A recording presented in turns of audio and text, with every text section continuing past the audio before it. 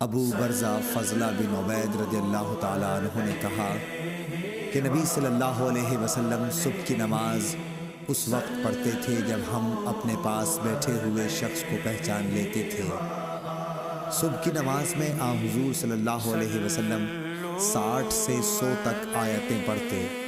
اور آپ ظہر اس وقت پڑھتے جب سورج ڈھل جاتا،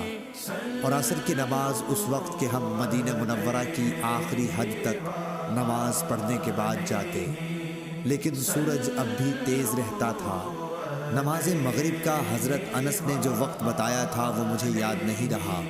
اور حضور صلی اللہ علیہ وسلم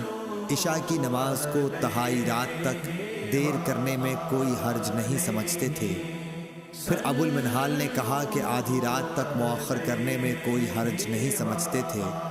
اور معاذ نے کہا کہ شعبہ نے فرمایا کہ پھر میں دوبارہ ابو المنہال سے ملا تو انہوں نے فرمایا یا تہائی رات تک۔ صحیح بخاری حدیث نمبر 541۔